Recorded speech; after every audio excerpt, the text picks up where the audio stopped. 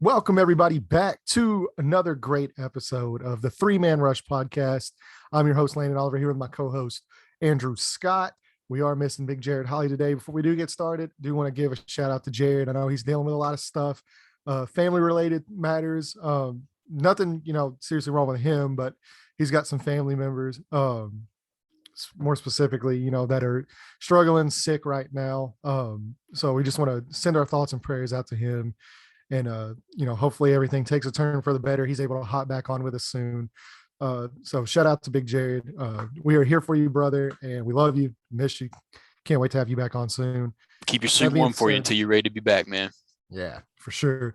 So other than that, it's been pretty slow. We're kind of in the grind of the NFL. It's that downtime of the year, man. I know, man. It's the worst time of the year. All we have to go on is mini camp, and everybody in the world is in the best shape of their life, looking better than they ever have. Except for Leonard Fournette. Yeah, except for Leonard Fournette and Najee Harris, apparly. Yeah. Even though Najee isn't even it cracked me up. He said, "Man, Najee Harris is like I'm fat." Yeah, he's like he's up to 244. He's like, I played at 242 last year. Everybody's he's like, I'm 2 pounds more than I was last year. Right. It's funny, man. Yeah. So I don't think anybody should be worried about that. But no. Yeah, man, it's slow right now. I mean, we do have mini camp starting. We do still have some lingering OTAs going on. So that's pretty much the only football content we got, unless you're into fantasy football, which now we're getting into redraft like we are today. I mean, obviously we had the Dynasty startup draft, which wasn't a mock draft. It was actually a real Dynasty startup here that we posted a couple weeks ago. So we appreciate all the support for that. But today we're going to be doing a redraft mock draft. This one is just the mock. And we're excited to get to that. Before we do get started, though, there are a couple things we do need to touch on. First off, if you are watching this on YouTube, thank you so much for the support. Go ahead and like, subscribe, hit the bell notification if you want to get all up to date with all fantasy football related, Dynasty, redraft, PPR, half PPR, it doesn't matter. We're into it all. So any fantasy content you want to get started, go ahead and subscribe to the channel. Also, real football, which is what I love the most, of course. We're going to be getting into that here soon, especially kind of once training camp start. We're going to be doing a breakdown of every division, all 8 divisions like we did last year. And I mean, we were pretty accurate last year for the most part. So only a few misses, but hey, that's what we're here to do. So we're really excited to get into that. Of course, any breaking news that happens, should the Deshaun Watson suspension pop up, we'll be on here talking about that. We're not going to get into all that. I know you don't want to talk about any of that, so we're not going to get into all that. But just go ahead, like, subscribe. This probably won't be posted on a podcast. This will probably just be strictly for the YouTube channel because we do have the visuals with the mock draft to go with it. Yeah. So you're not listening to us talk about random players and you're like, what's happening? So thank you so much for that. But before we do get started with the mock draft, Andrew and I made a trade. Real trade. Finally, we've actually been talking about this one for a while. We've just kind of gone back and forth here for a few days, and then he messaged me yesterday, and he was like, "Look, I'm bored. Let's just get something going." I'm like, "All right, I'm down for that." It's one of my toxic traits. Yeah, I mean, mine too. I wheel and deal pretty frequently in the off season. Just even if I win, I get bored. I like to make moves. I like new players. They're like shiny new toys on your team that you can get excited about. It's part of what makks Dynasty so fun, man. Exactly. Is if I get bored and I want to make a Dynasty trade in June, I could do that. You know, it's part of it, man. And boy, did we make a trade. We did. It did. We wouldn't be talking about on it here if it was just like, hey, I'll swap you my wide receiver 6 for your wide receiver 7 and a pick. That wasn't quite what we did. This one was a lot of fun, and I was sitting there sweating while we were texting back and forth about it. I was too. Emily, actually, who was my fiance, she was looking over at me and she was like, "What's wrong with you?" And I was like, I'm in the middle of a trade with Andrew. We can't talk about it right now. Yeah, I think we've been talking about it for the last few days, but I think we're kind of on like the last legs of it. I think it might actually kind of go through. So So she was like, you look funny, you look weird, like what's going on with you? And I was like, I'm working on something. Let me uh so yeah, well, this is fun. So let's get into the nitty gritty of the trade, why we made the decision we made, other than we were bored and we like to shake things up. Because there was actual football discussions that went into this. It wasn't just Yeah. kind of an off the cuff thing. So Drew trades Stephon Diggs, Javonte Williams, Khalil Herbert, and a 2023 second round pick next season for my Kareem Hunt, DeAndre Swift, Rashad Bateman, and a 2023 first round pick.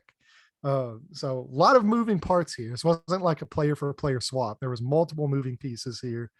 And specifically, let's get into why we did it, what we think of the results, how we both view it from our lens. And if you are watching this, if you are Dynasty content, if you're into anything, go ahead, drop in the comments who you think won the deal or who you think lost the deal, or which one of us was the bigger idiot. Why would you ever trade that guy? That kind of stuff. So go ahead and give us your thoughts as well. So Drew, I'm going to kick it off to you. What made you kind of like, think this deal out? Because originally, initially it was me kind of approaching you like, hey man, like you want to make a deal? Let's see what we can get working out. And you were like, I don't know. And then a couple days go by and you're like, all right, let's do something. So what kind of, brought that on, and what was your viewpoint going into this? The whole reason I really started to think more about it and be more intrigued was Rashad Bateman. I mean, I don't think he's the best player in the deal by any means, but he's one of my favorite players. That was the case, whenever he was coming out on his in his class, I was higher than consensus on him, and still kind of am. And I don't have any shares of him in Dynasty, and I've figured out that the best way to do that was going to be to talk things out with you. So, knowing that you had Josh Allen and that the Stephon Diggs stack would be appealing, and knowing that Javonte, the way that Travis Etienne was my guy in that class, Javonte Williams was your guy in that same class. And right. So, and then you had DeAndre Swift, who I have back-to-back in Dynasty startup rankings. Javonte's running back 2 for me. Swift is running back 3. So and I personally like Swift more, just like watching him just as a player. I'm a bigger fan of Swift, and something that I've really started to embrace over the last few years in Dynasty is, even if you think you might not necessarily completely win the trade at face value, whatever the case may be, to me, Dynasty leagues are more fun whenever you have your guys, the guys that you love watching, the guys that you were high on coming out of the draft. Right. that like getting those guys on your roster is more fun than having guys that you might have, ranked higher, but aren't your guys. And Javonte just wasn't that for me. And so it was really, really tough to give up Stephon Diggs, because he's one of my favorite players. He is a my guy, in the league. He's one of my favorite players to watch. I think he's one of the best receivers in the league, arguably the best route runner in the league. And I don't have to say, anybody that's watching this show was familiar with how good the Bills offense is going to be, and how good his connection with Josh Allen has been over the last couple of years. So that moving him was much more difficult than moving Javonte, despite the fact that most people would consider Javonte would probably be considered the best Dynasty asset in this deal. But trading Diggs was harder for me. But it just came down to, I wanted to get a piece of Rashad Bateman, man. I think that, with Hollywood moving on, with Lamar continually, despite what people on the internet might try to tell you, Lamar Jackson can pass the football, and specifically he has had success passing the football on the outside.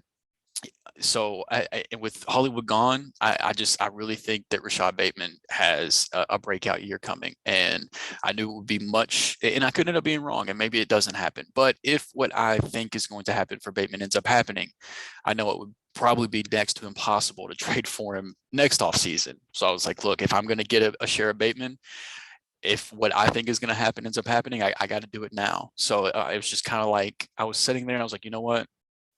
I'm not going to wait around anymore. I'm just going to Landon's open to discussing the deal, because that was, Swift and Bateman and Javonte and Diggs were the main pieces of the deal that we were discussing the first time we talked about it. Whenever I kind of shut you down, like, I don't know if I'm ready to make that deal, and I just a couple days went by and I kept thinking about that. I have a chance to go get a Rashad Bateman share, and was finally too intrigued to pass it up. And for me, I also have Devontae Adams and Cooper Kupp.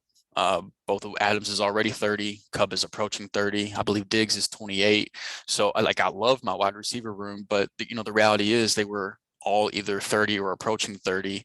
Other than I have CeeDee Lamb, who is younger, but my other key wide receivers, they're all getting a little older. So being able to have a chance to grab a guy that I am higher on and get a little bit younger was just too appealing to eventually pass up. And obviously there's being in a win now window, like I consider myself to be in. It was tough, because I do consider Diggs the better option for next year. Like I personally think for the next couple years, Diggs has like overall wide receiver one upside, especially if the touchdowns go more in his favor next year, assuming he gets the same targets and things like that. It would not shock me at all if Diggs is wide receiver one next year. But it just, it was a chance for me to grab some of my guys. And then, as far as the picks go, I mean, I would say it's pretty fair to say that our teams are probably two of the best 5 teams. You put I mean, 4 or 5 honestly, teams. well, we call it like it is here. We've probably got 2 of the best 3 rosters in that league. Right. So the picks, assuming things go the way we think they would, assuming things go the way that they have for the last several years, the picks will likely be later round picks. So like I know everybody loves the 2023 class, and rightfully so. The front of the class is very and I do as well. And the front of the class is very, very strong. But the back end of the first round, the second round is you're depending on some guys taking that leap. There's people projecting a lot of players to be great in college next year, and that very well could be the case. But it's going to have to happen for this class to have the depth for the late 2023 first and for the 2023 seconds to be extremely valuable. I mean, and I do think even if you win the whole thing next year, and I've got the 12th pick with this being a 12-team league, I do still think I can find a guy that I like there to kind of help. That's why it wasn't. Yeah, like it wasn't as much of a haggle with me on the picks, because I've really kind of prided myself in almost kind of like the Rams model, but with my fantasy team, where like I've been very fortunate. I mean, it's not like I've necessarily haven't put in the work either. I mean, I've done a really good job of scouting a lot of players that go in the 2nd, 3rd round, even in the 4th round. I mean, I got, just for example, a couple of years back, I got Terry McLaurin in the 3rd round. I turned around and got Darren Waller in the 4th round. So, right. I mean, I've been very prideful in. I mean, I think I got Pittman in the 2nd. Whenever I took him, so I mean, I've been very prideful in, like, hey, I don't need a 1st round pick. If I can trade a 1st round pick for an established guy, like I'm going to do that 10 out of 10 times, because I've been very good at getting impact high-end players with my mid-round picks. Right. So, I mean, like my luck will eventually run out. I mean, you're not always going to hit a, grand slam. Nobody has a 100% success rate. Yeah. So, but I mean, that being said, it was one of those things that's like, well, look, I'm playing, like, if everything goes to the plan, I'm planning on picking 12th next year. So, I mean, I'm not going to let the 12th overall pick in a draft that probably has 8 to 10 very high impact players, hold me up. And, if the wheels fall off, if injuries happen, then Drew's making out like a thief in the night. Everybody's happy. I just, here we go. But that's the nature of fantasy football.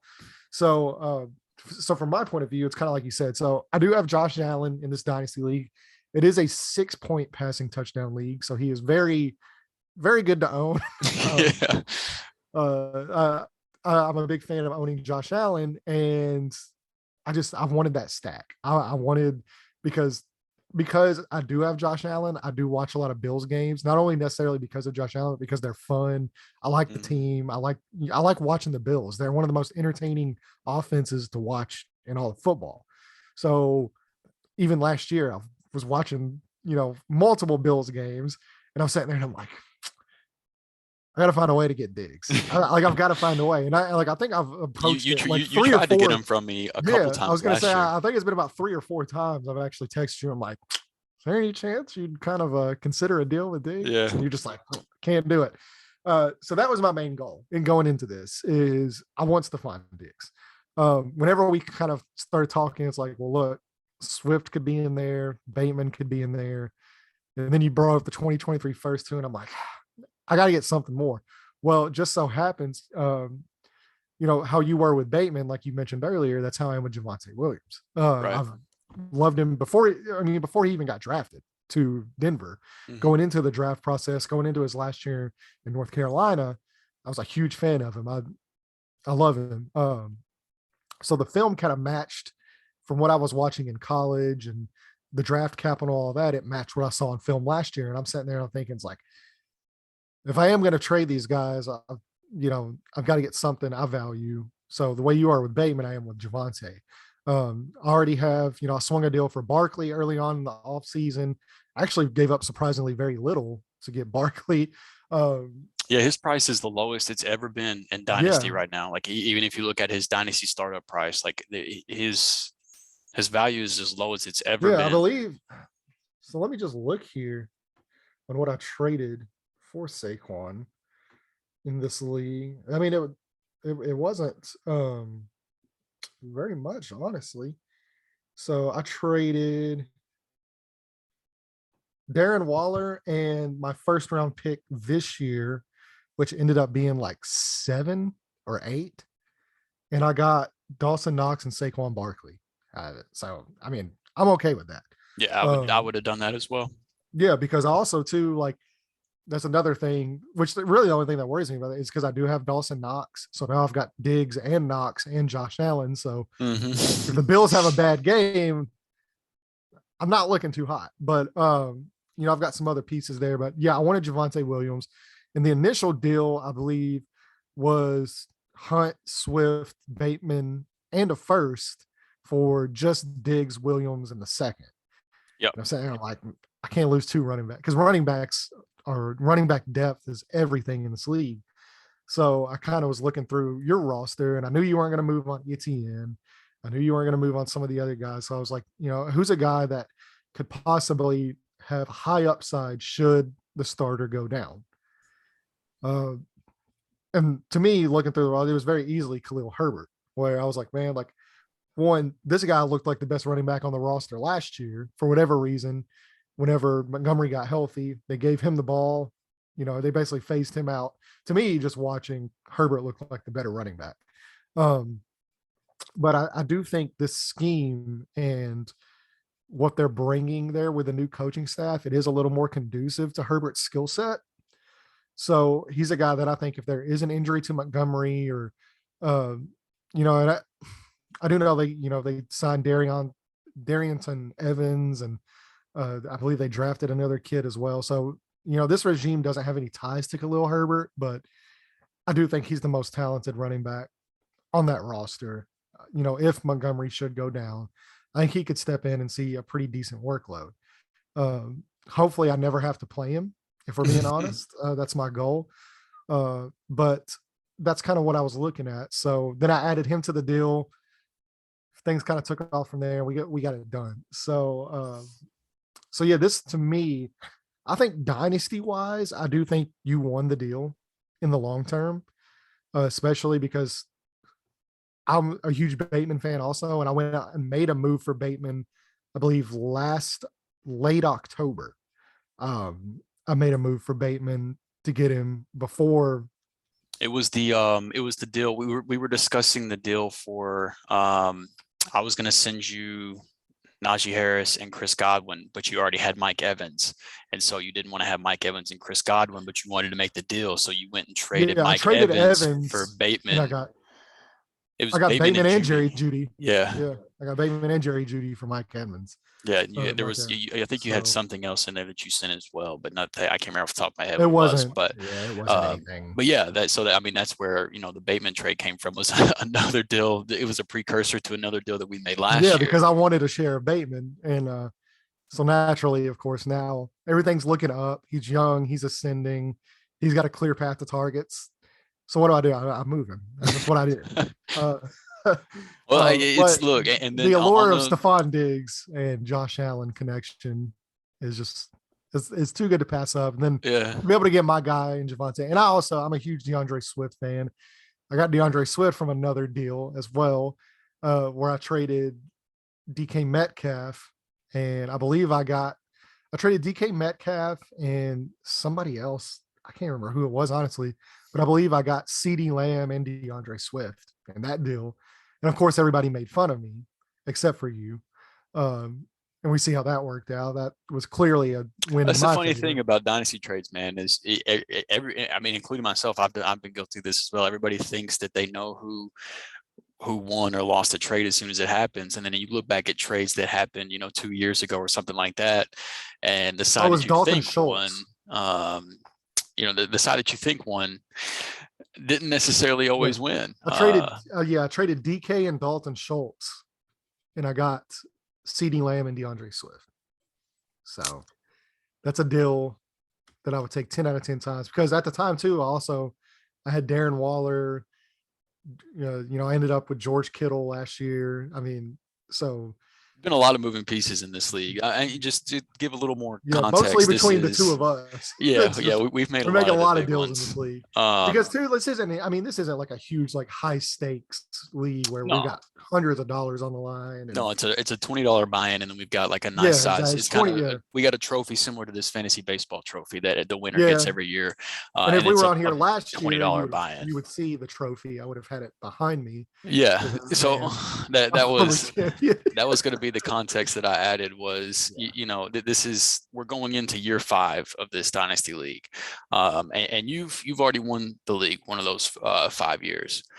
Yeah. I have come in, or I should say one of those 4 years. It's been 4 completed years. You've been the champion one of those years. We've had one guy repeat, and then another guy win.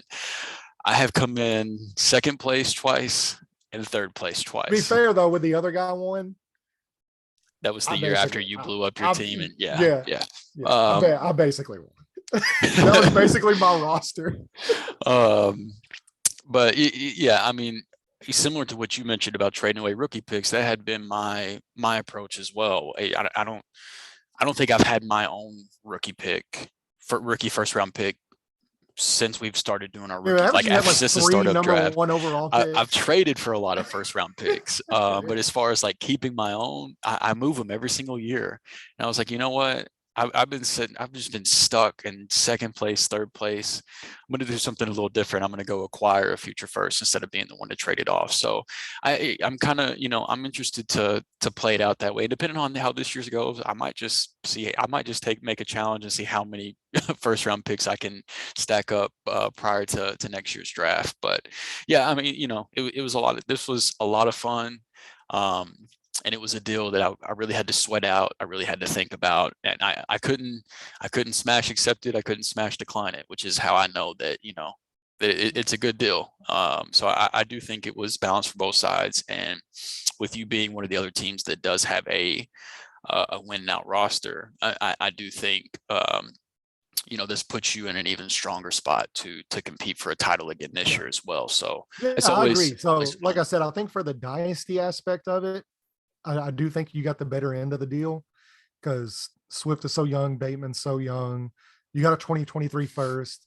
And I mean, Kareem Hunt's not old at all. Plus, if something happens, I mean, he's still got standalone value, but if he does end up getting moved and comes into a more opportunistic share of, running back targets, then he could clearly vault, up the rankings as well. Where, for me, this was basically, I mean, yeah, like Herbert's a decent depth piece that, like I said, hopefully I never have to play him. The second is what it is. I'm not worried about the pick, but to me, I think I've got better this year with Diggs and Williams. Um, so And that's even just, Dynasty outlook wise, like I think Diggs Williams might be, I think he's 28 years old right 28. now, but he's still, if Yeah. you look at Dynasty startup ADP, he's going like either right at borderline first round pick or right outside of it. Like he's like he's still like a top 12, top 15 Dynasty startup player. So even though he is a little bit older, he's certainly not, even in the Well, Dynasty realm, yeah. he's not like cooked or anything, Yeah. Well, like the good news is, one, Josh Allen's extremely young. He'll be there for the foreseeable future. And two, Stephon Diggs, I mean, even though like he does use speed a lot, to get downfield, and that is one of his main things, he is such a great route runner with good Yeah. hands that I think he'll His play is going to age really well. Yeah, I think he'll very similar to like a Reggie Wayne type of a player, Yeah. where Keenan early Allen. on Reggie Wayne was the burner, but really great route runner, probably some of the best, top 3 hands that's ever played wide receiver, for being honest. But I think Diggs will age kind of similar to how Reggie Wayne aged whenever Andrew Luck was drafted. He was going into like, his early 30s, into his mid 30s there, and he put up still some really good seasons. So, I still think there's at least 5 years of solid play out of Diggs, I 2 to agree. 3 years of like absolutely elite play. Yep. And then Javonte Williams, especially once Melvin Gordon finally kicks rocks, gets out of that situation. I think Javonte Williams has the talent to be the running back 1 overall. Yeah. Just total. The 1 week he got without Melvin Gordon last year, he was the running back 1 overall that week. Yeah. And that was with, So, it was either Drew Lock or Bridgewater that was under center that week. I think it was Bridgewater. And that's, that's something we haven't even touched on, is Javonte now has Russell Wilson under center. This is going to be a much better offense. They'll be in much more scoring position. Yeah, a lot more scoring opportunities coming Javonte's way. And not only that too, but I think going into their second year, I think everybody kind of saw what everybody, I think Denver saw what everybody else saw last year, where it was like, yeah, like Melvin Gordon, I mean, he's a good player. He's a very good player. Melvin looked really good last year. He's a really good player, but it was very clear that when Javonte Williams touched the ball, he was the best running back on that roster. I don't think you're going to have a straight, 203 carries, 203 carries. They were 50-50. 50-50. I don't think it'll be that way either. So I see this more of like a 60-40 split in Javonte's favors. I do think he does edge Gordon out in carries this year. Yeah, I think they're going to be in much more, red zone scoring positions. And, they have a live body at quarterback now too. So that always bodes well for the passing game. But, possibly for him to get some passing game work. So we'll see how that plays out. But yeah, I love Javonte Williams. You love Rashad Bateman. I think this was a very fair deal. Like I said, it's more for me of a win now window where I'm going all in this year, possibly next year as well, because outside of Stephon Diggs at 28 is still the oldest player on my roster. Everybody else is either 25 or younger. So I'm okay with that. So that being said, that was the deal. Like I said, let us know in the comments, who do you think won the deal? Who do you think lost the deal? Who do you think was an idiot? Am I stupid for giving up DeAndre Swift? How could you ever do that? Is Andrew dumb for giving up Williams and Diggs? Like, that's such a dumb move. Blah, blah, blah, blah, blah. That's what we're here for. But we do have a redraft now. So getting away from Dynasty, we are going to redraft. And this is a live mock draft we're going to put together for you guys today. Drew is going to be picking from the 7th spot. I'm going to be picking from the 9th spot. We did randomly generate the draft order. So this is why we're here. We're not putting ourselves at 101 or 112 for the turn. This is strictly randomized. So we're ready to get into it. So like I said, this is half point PPR, 12 teams, strictly redraft, not dynasty, not one quarterback, no tight end premium, and as strict, straightforward of a redraft league as you can have. Yeah. So if for whatever reason you've been living under a rock for the last 5 years or so, and this is your first foray into fantasy football, this is generally the league you want to start in. You just want to start in a random redraft league, or not random, but you might be playing with some buddies. But you don't have to worry about tight end premium. You don't have to worry about dynasty. You don't have to worry about super flex, PPR, super flex, any of that stuff. You just this is to introduce you into fantasy. This would be a great resource for you to kind of see how things generally will play out and kind of some decisions that we will have to make, especially picking so close to each other, because every time me and Drew draft within 2 to 3 spots of each other, something happens to where like I snake him, he snakes me. We're both just like, shit, I can't believe you just Yeah, did we always end up sniping each other at least a couple times, and it's fun to do these. It's June right now. We still, most redraft like actual leagues are going to happen in August, September, that type of thing. So, um, it's going to be fun to be able to kind of see where ADP lies right now and how much, because it will change. So being able to see how much that changes between now and whenever the actual drafts happen. And then on top of that, I mean, this time last year was whenever we started doing our plant your flag guys, our sleepers, our bust, that type of thing as well. So, this will kind of be an introduction to some insight on guys that we like this year, guys we don't, guys you might end up seeing on those sleeper episodes, the bust episodes, that type of thing. So, certainly this is just the beginning of the redraft content that will be coming all year, the rest of the way. So, but I mean, with that being said, you ready to kick this thing off? Sure. Let me get into the mock draft here. And All right. all right, I'm ready. Okay, so we're gonna let the computer do the heavy lifting for the beginning, and kind of. All right, let's see where this goes. So you had JT coming off at the 101, which I think we both would agree. I think, especially with you being a Colts fan, even if you weren't a Colts fan, I think you would say that Jonathan Taylor is the 101 this year. I think that's pretty safe to say in most cases. So not too big deal over there. But what I think kind of jumps off the page here is the fact that we have a wide receiver go off at the number 2 pick, whenever we've been so accustomed for the last few years of it being running back for like the first 9 picks of the draft, before a wide receiver goes off. And I think that's a mix of a lot of people have gotten burnt with first round running backs getting injured. And then Cooper Kupp just had a otherworldly year last year. It's where he was the number 1 scoring player regardless of position in fantasy last year. So it's just like you've got the upside, but then you also have the floor to where you don't have to do a lot of projecting there, in terms of what you're going to get. So I think it's going to be really interesting to see where the wide receivers go in the first round this year. I think you're going to have a little bit more of a mix of running backs and wide receivers getting drafted this year, as compared to years past. So kind of curious your thoughts of how these first few picks have played out. But so you got Jonathan Taylor, Cooper Kupp, Christian McCaffrey, Derrick Henry, Dalvin Cook, and then Austin Eckler, which has me on the clock at the 107. So while I look this over, I'll let you kind of summarize how you feel about how these first 6 picks played out. Yeah, well, very similar, to kind of what you were saying there with Cooper Kupp going 2. I think the floor is extremely high there. And so to me, your first 2 rounds when you're in a redraft league are about minimizing risk.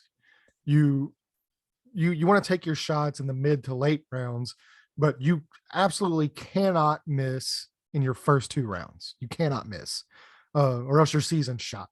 So whenever you're going for a guy like, a Cooper Kupp, Austin Eckler, Jonathan Taylor, which I don't think JT is going to end up, RB1 this year because it's almost impossible to repeat, but he still has a very safe floor.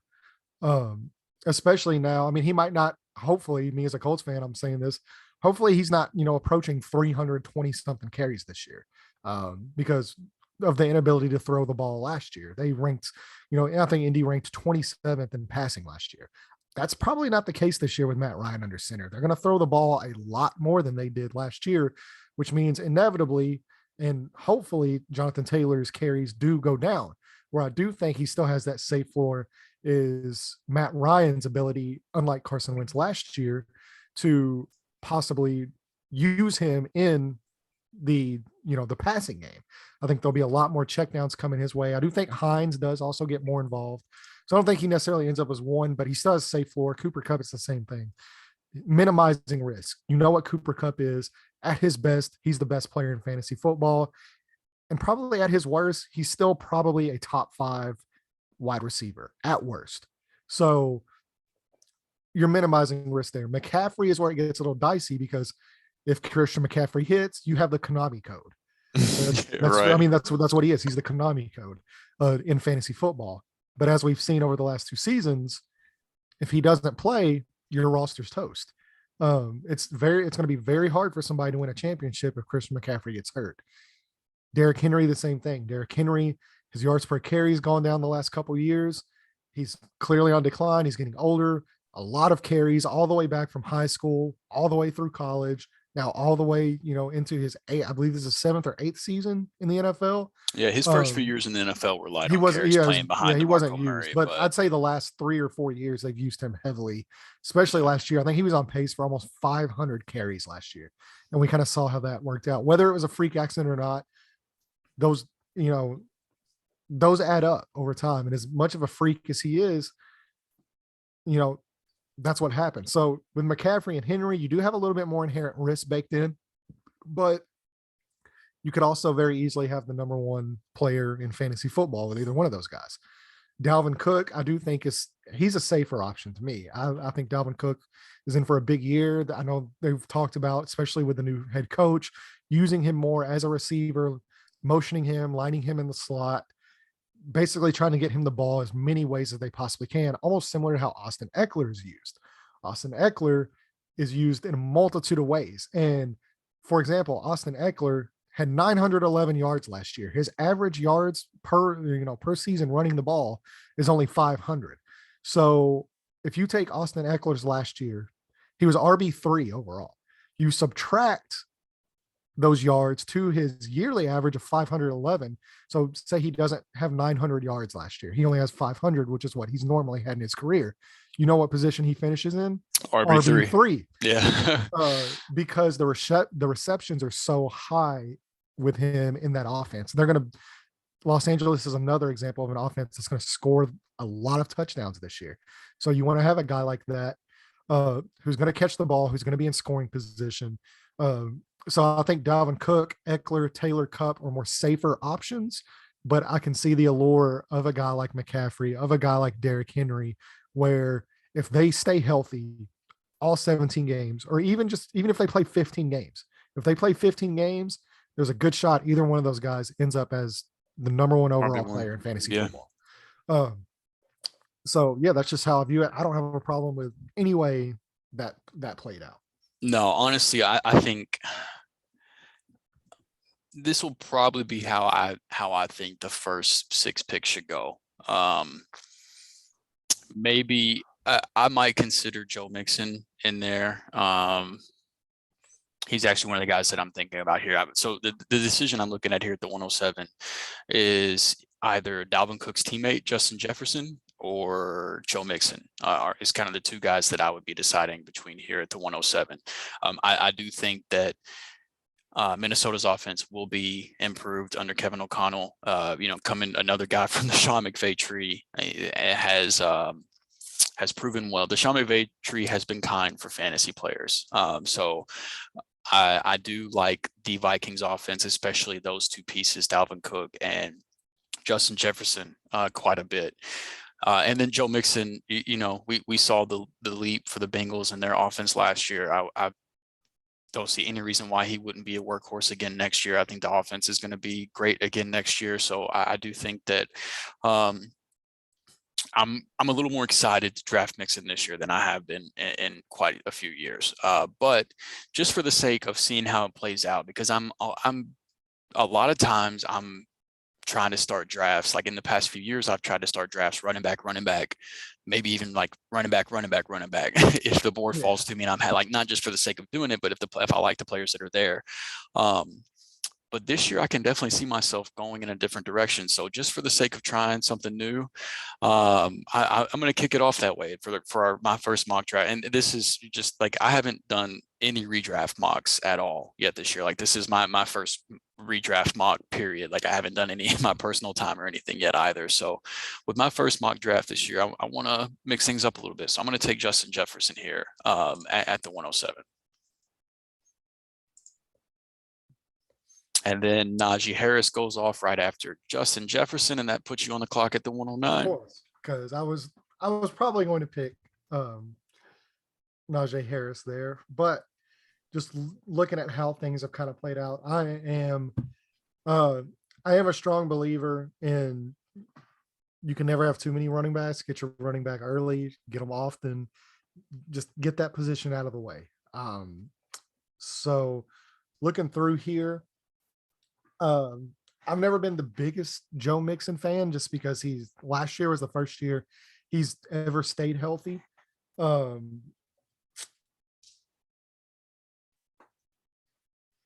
That being said, I mean that offense is really good. They've revamped their own line. Yeah.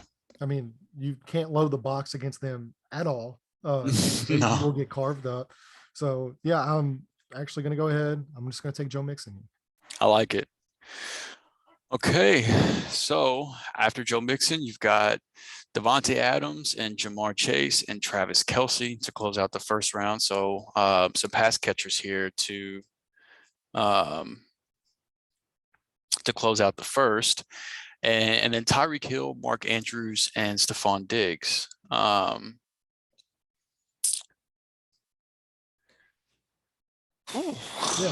Which brings it right back around to me. So looking at the board here, I'm obviously deciding between a couple guys here, and that is DeAndre Swift and Nick Chubb. I think either way you go here, I think you're going to be okay. This is half point PPR, so you do have to bake that in as well. But I'm going to take Nick Chubb here, and I'm kind of baking in one. I think he's one of the best running backs in the league. I think that's undeniable. But two, I'm baking this in to think that Deshaun Watson is going to be suspended for the year. I'm also baking this in that Baker Mayfield will not play another down for the Cleveland Browns. So that leaves them very shorthanded at quarterback very quickly. The only way they're going to be able to move the ball is to run the ball. And, while they still might split between Hunt, Ernest Johnson, all that, I think Nick Chubb has top 3 running back upside should they become a very run heavy offense, because that might be their only way of moving the football. And right. That offensive line is still elite. They still have some weapons there with Amari Cooper. Obviously they just signed Njoku to a big deal as well. So while they might not be in scoring position a lot, the more Nick Chubb gets the ball, the better I feel. So I think if Deshaun Watson is suspended for the entire season, if Baker Mayfield does not play another down for the Cleveland Browns, if they do have, to roll out, I can't remember. I think Jacoby Brissett is there possibly. If I'm not mistaken. Who is their third string quarterback? Yeah, I can't. I think I believe it is Jacoby Brissett. They brought in somebody. I can't remember who it is, but I think you're right. I think it is Jacoby. Yeah. So I mean, if they're rolling out Jacoby Brissett, they're going to be leaning very heavily on Nick Chubb. Now there is risk Say the least. with his injuries and stuff like that. It is baked in as well. But I think the upsides too are alluring there, and then DeAndre Swift goes right after you, which I know, or right before you. I know you're not excited about that one. No, that is definitely that's the guy that I was targeting. That I was, I was hoping was going to make it back to me. Was DeAndre Swift, because after Swift goes off in terms of running backs, Alvin Kamara definitely has his question marks with the legal stuff going on. Like I have no idea how that's going to play out, right? Which is part of why you don't do real redraft leagues. Like you don't draft in June. So that's the no-brainer pick here for me personally would be Alvin Kamara at this point. But I just was really hoping to be able to take Swift instead. So even in this theoretical situation, I wouldn't have to worry about that. But that's not an option with Swift anymore. So I'm going to assume that Alvin Kamara is clear with his legal issues. And that's who I'm going to take here. But I was definitely hoping that DeAndre Swift will make it back to me. The next guy that goes off is CeeDee Lamb, who I was considering taking with that pick there. I was honestly considering going wide receiver, because I do think with Amari Cooper gone, with Michael Gallup starting the year hurt, I do think that CeeDee Lamb could be ready to take another step forward into the top end of fantasy wide receivers. But that's not an option. But after CeeDee Lamb, the first quarterback goes off the board with Josh Allen. I mean, Josh Allen's been quarterback one the last 2 years. So, if you're going to take a quarterback early, I recommend you don't. But if you're going to take one early, he's certainly the guy that I think to take. And then after Josh Allen goes Saquon Barkley and Aaron Jones, a couple running backs. Aaron Jones was honestly a guy I was targeting. I was hoping was going to make it back to me in the third. Didn't think there was a huge probability of it, but was hoping that would happen. And then this next guy, I'm really curious to hear your thoughts on this now that he is no longer a Tennessee Titan. What are your thoughts on? Well, I'll run through this and then I'll circle back. But you got AJ Brown going off at the 211, Deebo Samuel at the 212, and then another quarterback, Patrick Mahomes, starting off the third round, Mike Evans, Kyle Pitts, Leonard Fournette, Keenan Allen, and Darren Waller. So at the 307, we've got 4 tight ends off the board and 2 quarterbacks. So number one, I'm curious about what your thoughts are redraft for AJ Brown. And then number 2, what do you think about the fact that we're at the 307 and there's 4 tight ends off the board? So if you are going to draft tight end, these are 4 good guys to draft. Me personally, I generally wait on tight end a little bit more because I think, that position outside of, Kelsey and Andrews and Pitts, those 3 guys specifically, I think it is, there's a couple other guys that I would consider taking here. I would consider taking over Darren Waller, honestly, that are still on the board, but I think you can get some production there later, depending on who goes. George Kittle is still on the board there, so we'll see what happens with that. But when it comes to AJ Brown, the only really concern I have for him, one, I get Philadelphia runs the ball a lot, but so did Tennessee. I do think Jalen Hurts, he's got the work ethic to be better. Apparently there's reports that he's already, fixed some of his footwork, a little bit of the hitch in his motion. He is being more accurate in camp. He does look like a better passer, which, it's training camp. Everybody looks good right now. Right. But that being said, I don't necessarily see that much of a drop off for AJ Brown. The only concern I would have would be, one, they still don't have a running back there in team 2, and that market is dried up very quickly, where AJ Brown, he does have some injury concerns. He never really plays a full season. So that's just kind of goes into like baking in the inherent risk of, those first 2 round picks is the upside there? Yeah. But so for me, like we're taking Nick Chubb is another guy who gets banged up frequently. That being said, Nick Chubb also has the ability, if fully healthy, if the workload is there, he could be running back 1 overall, or at least in the top 3. Whereas AJ Brown, I don't think he has that ability to be a top 3 wide receiver. Not with the way they run the ball, not with the way his injuries are. I think he's an extremely talented player and he could be a top 10 wide receiver. And I think you're okay with that. But if I'm picking somebody in the top 2 rounds, I want somebody that if things fall their way, they can be the best player at their position. And I think there's just too many other guys like Cooper Kupp, Jefferson, Adams, Chase, Diggs. Outside of those 4, I really see one of those guys, at least 3 of those guys finishing in the top 3 out of, those 4 guys. So I'm a little bit lower on Tyreek Hill this year. I think he'll be fine. I think he'll still be, wide receiver 1 option. Deebo Samuel does worry me a lot as well. This year, I think that's a little high for him. Mike Evans, for the season long numbers end up looking really good, but I can tell you as a former Mike Evans owner, he's very inconsistent on when he wants to show up. You're going to have weeks where he has 30 points. The next week, he's going to have 3 points. It's the season long numbers generally look better than the per game numbers for Mike Evans.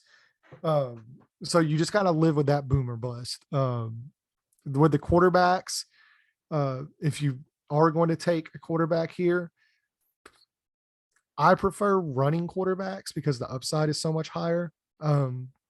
the floor is higher as well.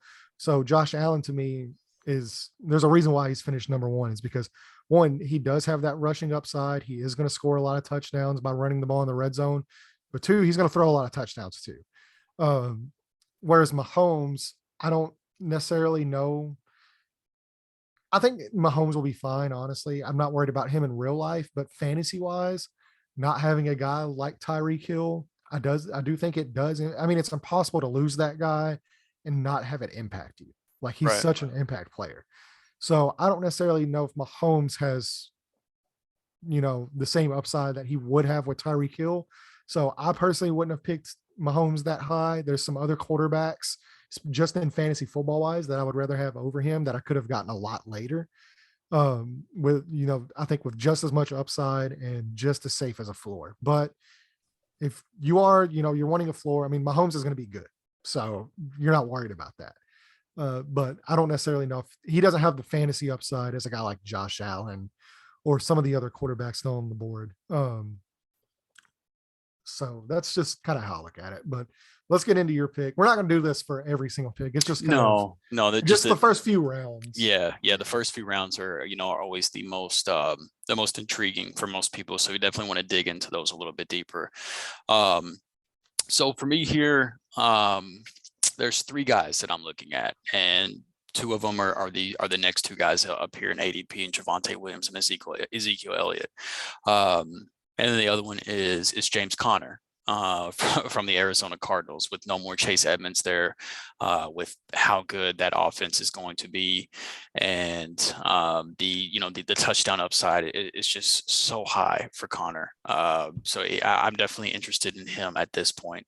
But people really seem to be soured on Zeke. And I mean, I get it. I'm a Zeke Dynasty owner, so I've felt the pains that have come with some of the ups and downs over the past couple of years. But if you think back before his PCL injury, he was a top 5 running back, and if you look at the past 3 years, I think he's been a top 12 running back. I mean, it hasn't always been pretty, but whenever he's healthy, despite how bad everybody might want Tony Pollard to be out there instead,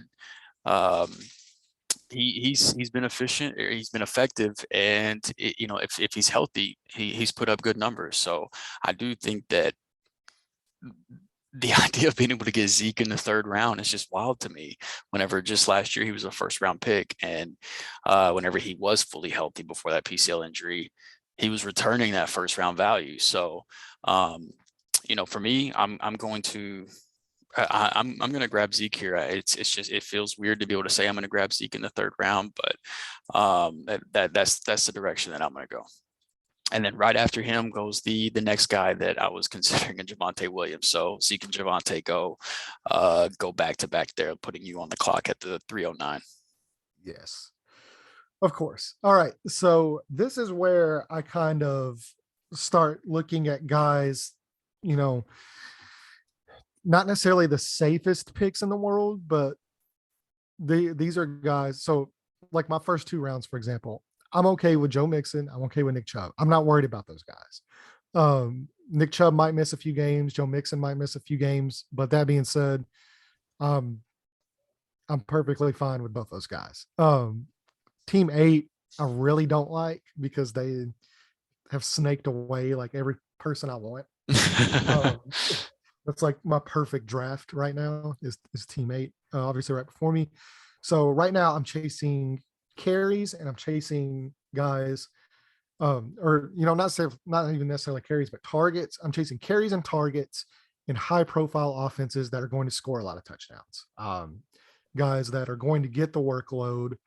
And for me, I'm looking here. So he might not be the most talented back, but I think he has a clear path to a lot of targets. I think he's in a very high scoring offense.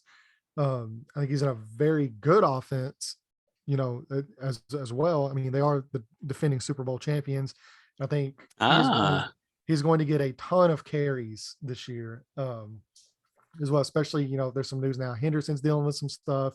I believe the pick that they had, Kyron Williams, I believe he had a pretty big injury. He had a broken foot. They're Yeah, expecting a him to be broken ready foot. for training camp. He already had Yeah, surgery. He should be good but to go for the season. but that But being yeah, said, broken. I don't like running backs with foot issues. I don't. no, I don't. ideally they would. It'd be Um, better if they didn't have him. yeah, exactly. So, yeah, I think this he's in a high scoring offense. He's going to have touchdown opportunities. I think he's a really talented back, and I think he's going to have a lot of carries. I think he has a clear path to workload. So I'm going to take a guy like Cam Akers here. Okay, interesting.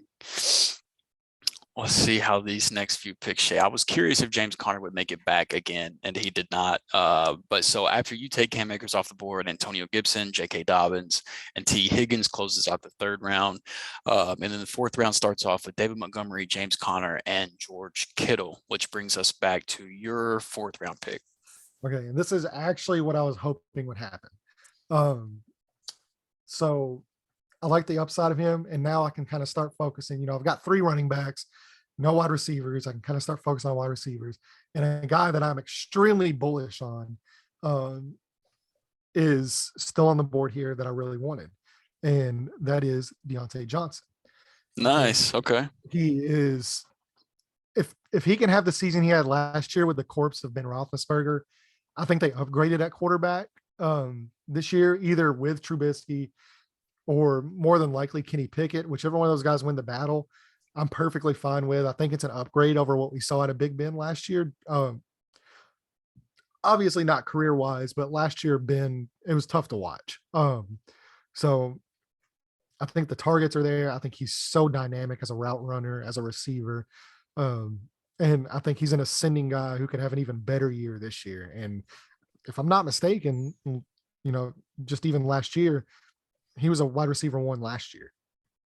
So I think he could even be a top 8 guy going in, you know, this season.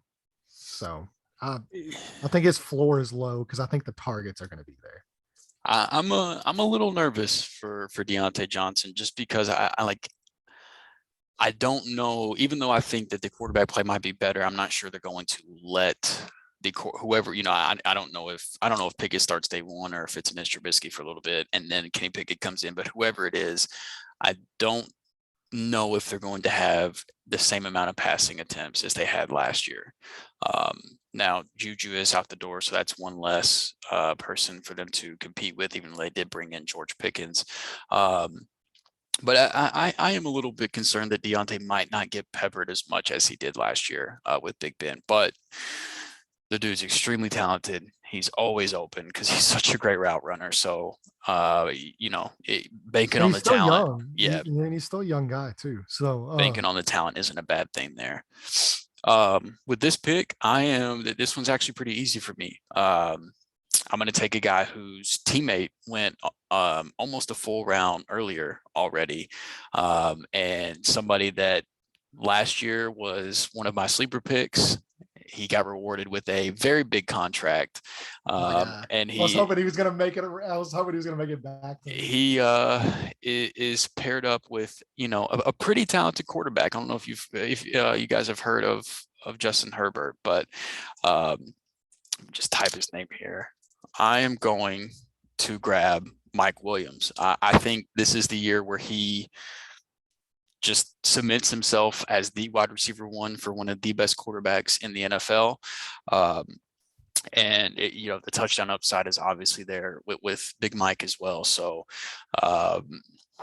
I wasn't sure if he'd make it back to me. I honestly was considering him in the third round. I was even whenever I saw Keenan Allen go off the board, I was like, man, you know, I mean, I like his teammate better. Should I go ahead and take him here? But I played the game. I took the gamble to see if he'd make it back, and he did. So that was nice to see. So Mike Williams there. Right after him goes Terry McLaurin, DJ Moore, Justin Herbert, Amari Cooper, Jalen Waddle, Chris Godwin. We have a rookie sighting. We've got Breece Hall kicking off the 5th round, and then Lamar Jackson, DK Metcalf, Jerry Jeudy, Michael Thomas, and Joe Burrow.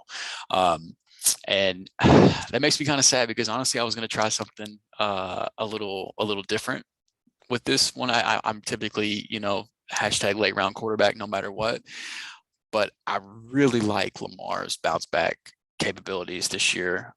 You know, I think people are forgetting how much of a cheat code he is for fantasy whenever he has a full allotment of weapons around him that are healthy. And whenever he's healthy, he didn't have a full healthy season either. But the team is going into the year hopefully healthy, not going to be decimated with injuries. And I think that he has just as much of a shot as anybody to finish as the quarterback one this year. And so if I can get him in the 5th round, that would be interesting to me. I would consider that. It's not a slam dunk. I would take him every single time, but I would definitely consider it if I could get him in the 5th round. Not a possibility here. And honestly, now that he is gone, there's no way I'm touching quarterback now at this point, at least this early on. He's really the guy for me that if I'm going to take one early, it's probably going to be him. So not being able to do that, makes that a little bit easier. I am glad I grabbed Mike Williams whenever I did though, because huge wide receiver run. You only had one running back go off the board in between my 2 picks, and then 3 quarterbacks, and the rest were wide receivers. So from the 4th round going to the 5th round, huge wide receiver run. So I do think that's interesting. So let's see here. I've got my 2 starting running backs. I've got Kamara, I've got Zeke, and then I've got my 2 starting receivers with Jefferson and Mike Williams. And I'm not looking at quarterback. I'm not looking at tight end necessarily. I am very high on Dalton Schultz this year, and would possibly consider him, but I don't think I would want to take him quite yet. I think he's worth it. But I think I would almost want to play the game to see if he would make it back to me. And I hate to do this to you. I'm sorry. I'm sorry, but he's the T. Higgins. Was already gone. Take your boy. He's right there. I can't do it, man. He's right there for you. I can't do it. He is the other guy I'm considering. It's between Travis Etienne and Michael Pittman. And I'm really sorry to tell you. I know that this isn't what you want to hear. But I think with Pittman's profile, he's just such a talented receiver. Another year deep into the league, and now he gets a quarterback upgrade. Matt Ryan, I think, is really going to help Pittman take his game to the next level, and to be able to get somebody that I think will be a wide receiver 1 this year. I think he's going to be a top 12 wide receiver, and to be able to get that in the 5th round, it's just too good to pass up. So I'm sorry. And of course, Etienne goes. I hate to do it to you. This dude's gonna have every running back on his roster here. Oh my God, he's got 5 running backs. Jeez, him and Team 2 definitely gonna have to do some talking after this to line up some trades. Man, I'm sorry, man. That's Jesus. All right, so that pretty much just messes my whole thing up. So now, I normally, man, I don't like doing this, but looking at the way the board is here, I mean, there's still a lot of really high-end players here. I mean, I like Cortland Sutton a lot. I mean, Hopkins could have a bounce back year. But just looking at what's out here, I've got my running backs. Wide receiver is a little bit deeper this year. I think running back's relatively deep as well. Like you can get some good players here, but I don't like taking a quarterback this early.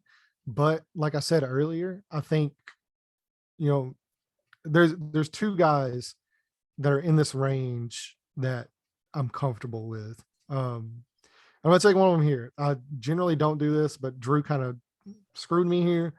And Team 8, for whatever they're doing, that's really kind of messing things up as well. But I'm just going to go ahead. I'm going to take Kyler Murray here because you do have the rushing upside, which is what I'm looking for. Oh, no. And so now, I still need another wide receiver, and I have the ability now to stack Kyler Murray with who I think is going to be his favorite wide receiver this year. That is not DeAndre Hopkins, even though DeAndre Hopkins is higher on the board. It's actually Hollywood Brown, a guy who finished, 26th last year in half point PPR, but I think he does have a higher finish this year.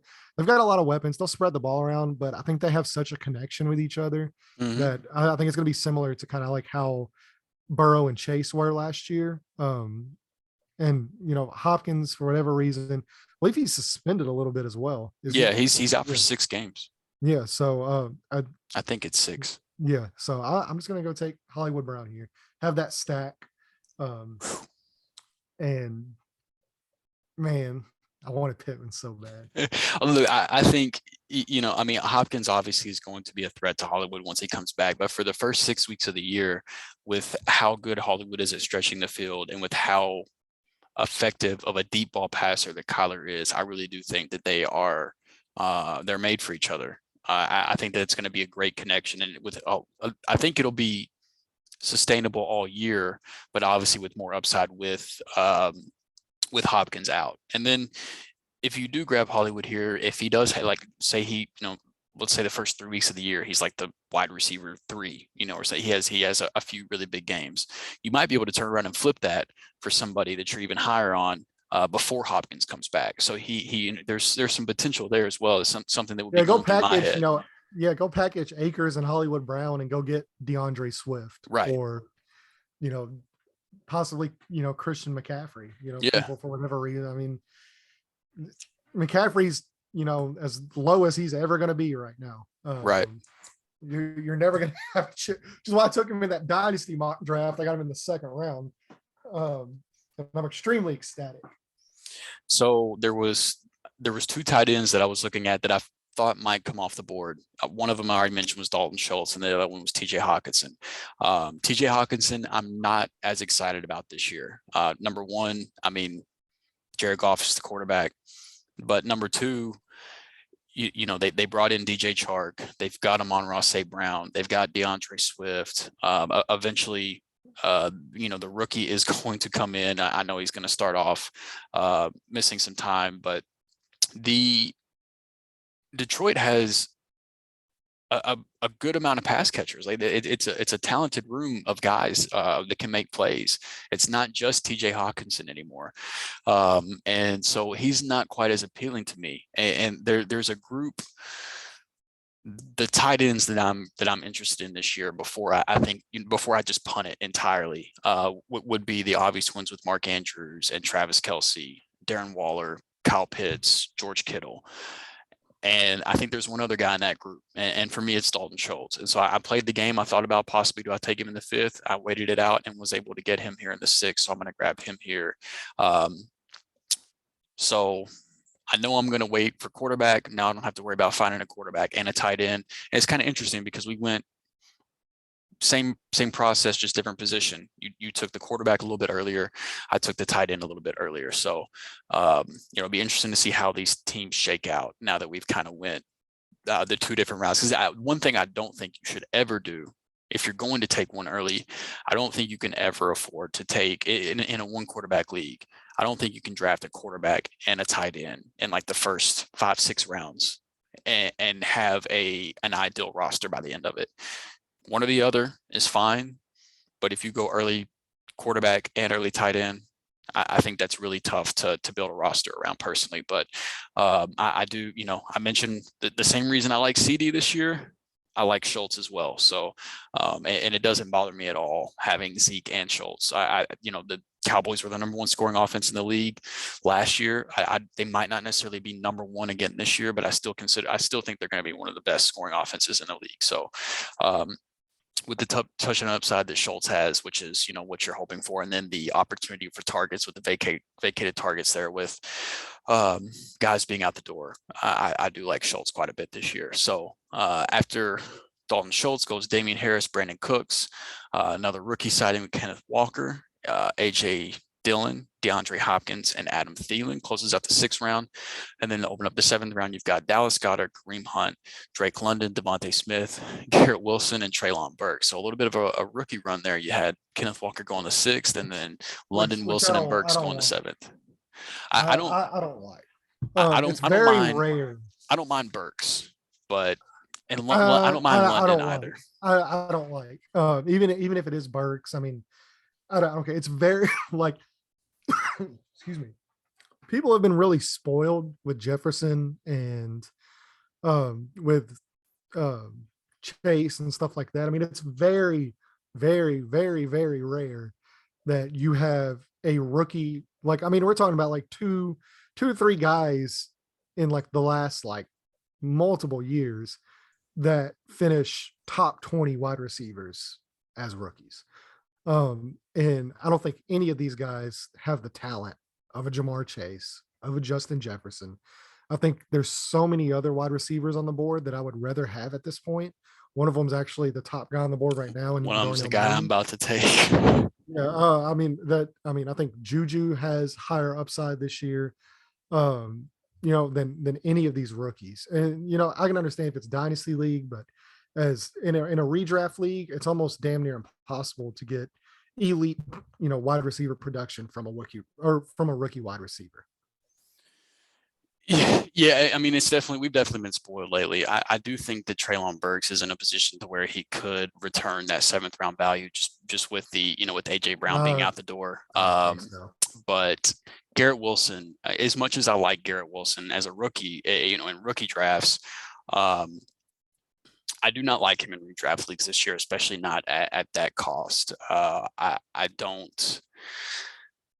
don't think he outproduces Elijah Moore in his first year. I do think in time he will be the best receiver on that team, but I would, if I'm drafting a Jets wide receiver, Elijah Moore is the guy I'm taking, and he's still on the board. But with this pick here, I'm going to take what seems like everybody's favorite breakout wide receiver. I'm not even as high on him as most people appear to be, but in the 7th round with the, possibility for the breakout, with the familiarity there with him and Justin Fields, I do think that Darnell Mooney is interesting, and I am in on him possibly being a breakout. So here at this point, I will grab him there. And then after I grab Darnell Mooney, Aaron Rodgers goes off the board and puts you on the clock. Yeah. So now just looking through, my team needs, I've got 3 running backs. I've, 2 wide receivers. I got my quarterback, so I don't have to worry about that. Normally I like to wait on tight end, but there is only one guy left that I think does have top 5 upside, here that is available. And even if not, I do think he is firmly in the tight end 1 gap, whereas a lot of these other guys, it's going to be an uphill battle. So this is a team, he's a guy that emerged last year. I think he is clearly coming into his own as a pass catcher. He gets targeted a lot in the red zone with, to me, the best quarterback in the NFL right now, and an offense that passes a lot. They don't run the ball a lot. They pass the ball a ton. And that is Dawson Knox. I'm going to take him in the 7th round. Normally, like I said, if some of these other guys were available, I would be okay with that. But I think tight end is just so dry that I think he's a guy that clearly is going to be targeted in that offense. They throw the ball a ton, and he has, very high touchdown upside, which at this point in tight end is what you're looking for. You're looking for touchdown upside. And he's a guy, he had double-digit touchdowns last year. That could regress, but I don't think it regresses. I don't think it regresses a lot. If anything, I think it might be equal or even more this season. Just because he is coming in. I mean, he did kind of have a breakout last year. I think he could be even better this year. Yeah, I could definitely see it. I think it's going to go one of 2 ways. I think that'll either happen, or I think the touchdown regression will happen, and just with the bringing in Jamison Crowder, Gabriel Davis taking that next leap, Stephon Diggs doing what he does, James Cook being added as another weapon in the passing game. There's a lot of weapons there, but I do think that Diggs and Knox are the 2 clear best red zone passing options. So there's definitely plenty of upside there, and I would agree that he would have been if I'm going tight end, he would have been the guy I would have been interested in there as well. Yeah, I mean, and if you just look at some of the other tight ends down here, You Yeah, know, here I'll outside of pull. Dawson Knox, yeah, I mean, you're looking at Zach Ertz. You know, Fryermuth could be a good option as well, but you know, he's still going into his second year. Gasecki, you know, they've added obviously a ton of targets, a lot of running backs down there. Um, Hunter Henry could be interesting. Gronk still undecided. Albert O, Cole Komet. I mean, I would rather have Knox over all of these guys. Like very easy. Like this is where the tier break is for me. So, and I would honestly rather have Knox over Dallas Goddard. So, so pretty much once like Hawkinson, Schultz, and Knox go, you're to me in tight end purgatory. I think Goddard has. I still think Ertz should be in there just because Hopkins is going to be out. And I mean, from the get-go, as soon as he got sent to Arizona, he was an impact player there. He's certainly not what he was, in his prime with Philly, but just, with Hopkins not being there and with the connection he instantly had with Kyler Murray, now being able to add on to that with another Yeah, offseason. I mean, he had the big game in Seattle, but then you're looking at like 9, 13, 13, 11, 15. And I mean, that's full. Those are Well, those are good numbers, though. those are full point PPR as well, I believe. Numbers. But even so, I mean, like those are good numbers, but I'm not extremely high on him, but I think he should be in that Knox discussion. Yeah. But then after that, like Freiermuth, Gesicki, Hunter Henry, all those guys, like they're way down at that point to me. I agree with everything you're saying. I'm just saying I think that Ertz would be the last guy I would put in there personally. Yeah. And all right, so it moves back around to me, and this is a pretty easy decision for me because he's still on the board, and I want him clear path to targets. We talked about this at the beginning of the episode. I'm going to take Rashad Bateman.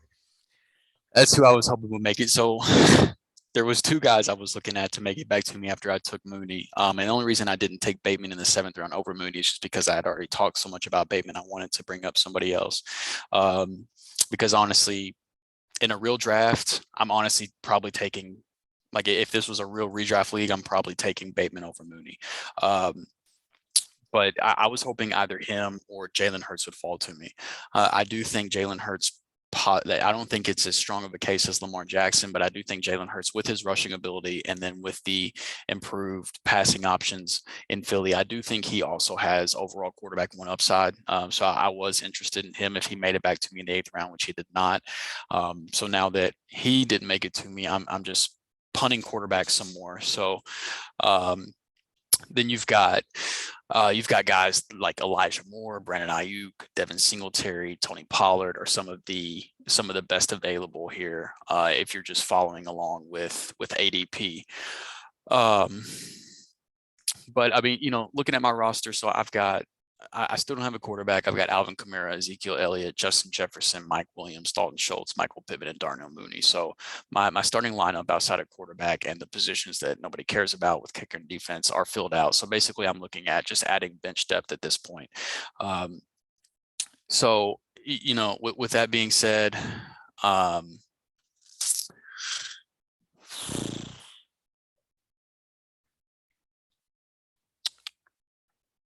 do I do it? Yeah, you know what? I'm going to do it. Because I can't quit him. Let me just switch to running back here so that I can find him. I'm grabbing Rashad Penny here. I know they drafted Kenneth Walker in the 2nd round. I know Rashad Penny gets hurt. But I'm one of those dumbasses that just can't quit Rashad Penny. I've been high on him since Seattle drafted him in the 1st round, and I finally got to see the talent that I knew was there once he was able to stay on the field. And I believe that if anybody is going to establish it, it's going to be Pete Carroll. And I do think Rashad Penny gets the first shot at it with what he showed the team at the end of the year. Now, if he gets hurt, Kenneth Walker is going to come in, and I think he's going to do well as well. I think Kenneth Walker is a very good between the tackles runner. I don't believe in what he can bring to the passing game. I don't think he's a great pass catcher, and I don't care how many clips you show me of him catching passes in basketball shorts. So I don't think that's there. I don't think he's going to be a 3-down back, but as somebody that's going to be the first person on my bench, I'm fine with taking a shot on Rashad Penny. If he can give me anything close to what he gave at the end of the year. And then I'm going to address the quarterback position now. I'm not going to wait any longer. There's one more guy that I love, and if you've been watching this show at all over the past couple of years, it's gonna be Trey Lance. I'm not the least bit concerned that they haven't traded Jimmy Garoppolo yet. I would almost put it at a 0% chance, and this could end up on Old Takes Exposed if I'm wrong, but I put it at almost a 0% chance Trey Lance doesn't start the year. Yeah, they've actually excused Garoppolo from mini camp, so right. He's not even practicing. Yeah, so it short of Trey Lance getting injured, I don't think there's any way he's not the starter. And with the draft capital they gave up, with the weapons they have, with Kyle Shanahan calling the plays, with his rushing ability, he's the guy down here in the 8th, 9th round that if I don't get Jalen Hurts, I'm automatically pivoting to Trey Lance a round or two later. So that one was pretty easy for me. I think his ADP right now is around the 10th round, but I didn't want to play the game and miss out on the last guy that I'm really interested in. So just go ahead and grab him here now, and not have to worry about waiting to see if he falls to me or not. So now I've got my quarterback, not taking any more, so I don't have to worry about that position. So now it's just all about building depth.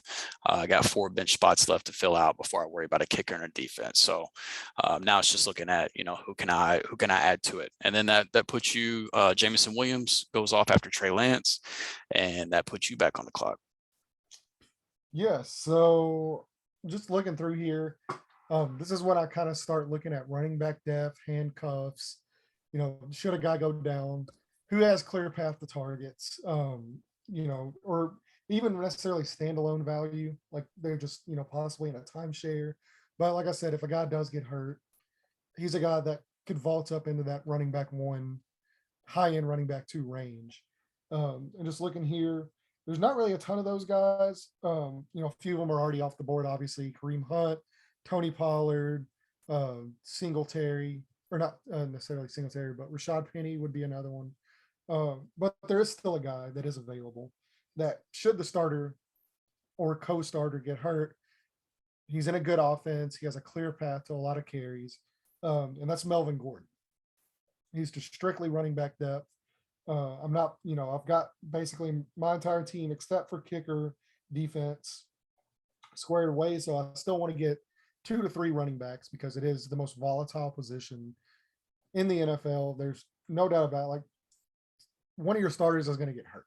It's going to happen. It's very rare that it doesn't happen. So, yeah, I'm going to go ahead and take Melvin Gordon here. All right. So then after Melvin Gordon goes James Robinson, Chase Edmonds, Kadarius Toney to close out the 9th round. And then you've got Pat Freiermuth, James Cook, and thou who shall not be named at the 10:03, which brings you to your next pick. Yeah, and so this, is just kind of where I'm looking at high upside guys who has a chance, like I said, who has a chance to be a really good option that if a guy gets hurt, I can plug and play. I don't have to sit here and worry about anything. There's not a ton of guys here available that I'm like super high on, but there are still some that I do like. While you're looking at that, I think it's really interesting.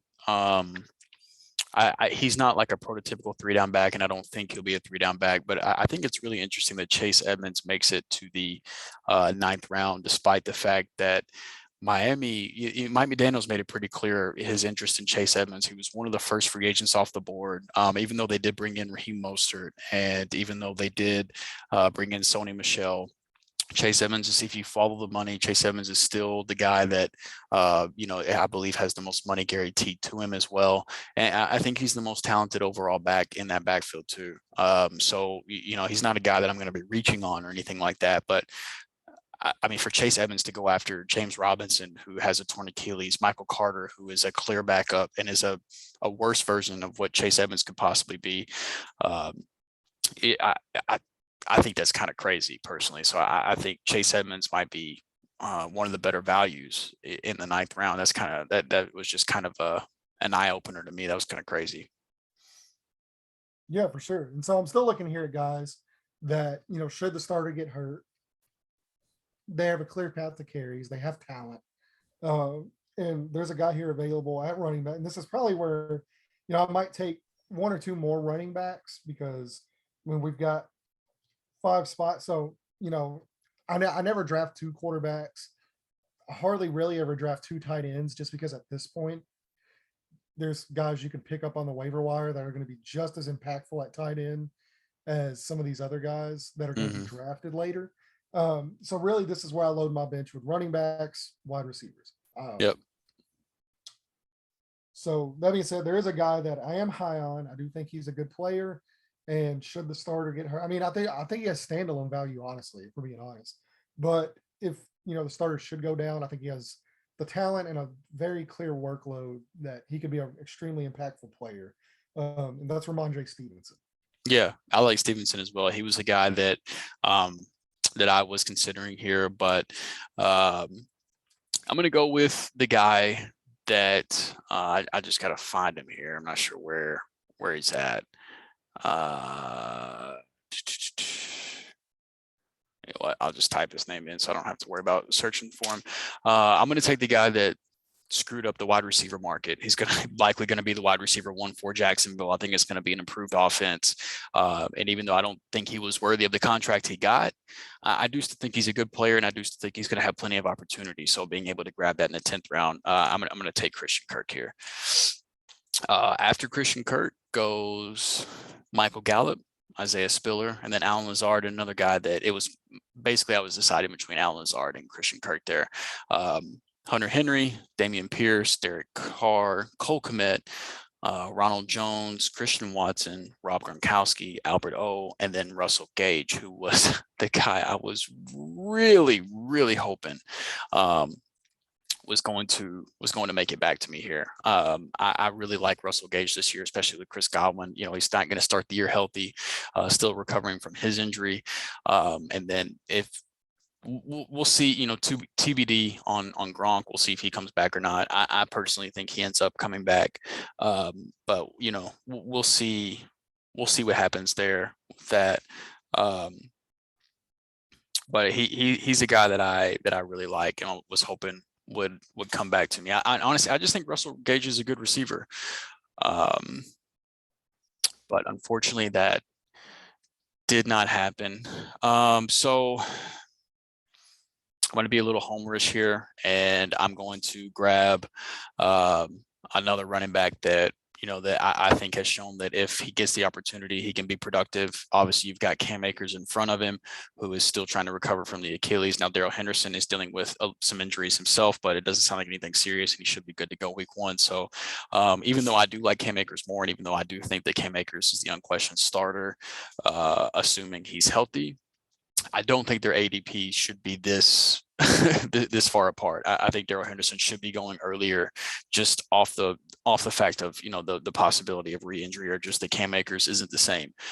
So I think in the 11th round he's worth a shot there. So I'm going to grab Darrell Henderson, and then after Darrell Henderson goes Sky Moore, and put you back on the clock at the 11:09. Yeah, and so I'm actually going a little bit further down ADP here, but he's a guy that I'm really high on this year. I think he's going to be worked in a lot more, and I'm not going to leave the draft without a Colts player. I can't do it.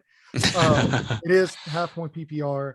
I really do think he's going to be involved a lot more than what people think.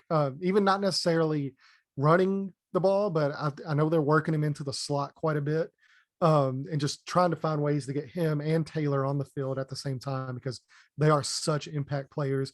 Like we mentioned earlier with Pittman, Matt Ryan's there. He's going to be picking, or, even with Taylor earlier, he's going to be checking the ball down a lot more frequently than Carson Wentz did.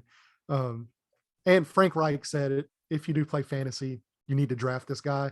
Yeah, I'm not one to go against. Yeah, I'm not one to go against Coach. So I'm going to take Nyheim Hines here, and that'll end my running backs. I'm good on running backs. All right, so after Nyheim Hines goes Kenny Golladay, Rashad White, Tyler Boyd, Kirk Cousins, Jahan Dotson, and George Pickens, which puts you back on the clock at the 12:04. Excuse me, talk for a minute because I got to sneeze. Oh, you're good. That's perfect timing because Rashad White is honestly somebody that I was hoping was going to make it back to me because he's somebody I want to talk about because this isn't a rookie draft, but I do think even in redraft leagues, I think Rashad White's going to be one of my favorite late round dart throws. Because I think he has the skill set and the build to be a 3-down running back. Now he's got Leonard Fournette in front of him. Leonard Fournette is going to be the starter, assuming he's healthy. But Rashad White is a good pass blocker. He's a good pace. In my opinion, I think even despite the James Cook hype, I think Rashad White is the best pass catching running back in this rookie class. So he's got the skill set to be a 3rd down back from day one. And he's going to protect Tom Brady, which is something that Tom's going to love. So he's going to find his way onto the field just off of that. And then if something was to happen to Fournette, I think he has the skill set to be a 3-down running back. So he's somebody, he's my clear running back 3. If you're just talking about the rookie class, I like him more than James Cook.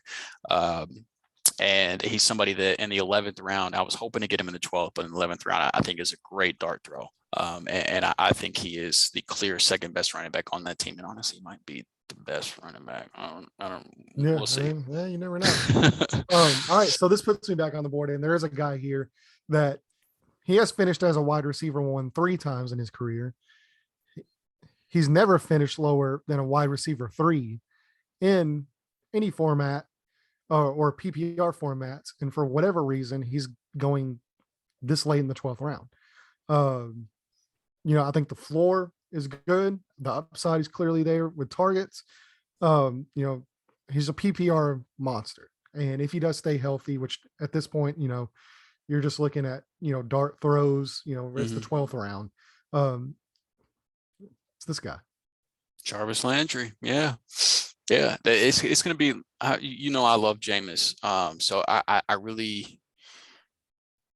I think the Saints offense is going to be much improved compared to last year. Whenever you look at with Michael Thomas out, whenever you look at the wide receivers that we're taking the field for New Orleans, it's night and day compared to what they're going to have this year with Jarvis Landry and Chris Olave and Michael Thomas, and then hopefully healthy Jameis Winston. I think that offense is going to be much improved compared to last year. Now that you're not rolling Traquan Smith as your wide receiver 1 anymore.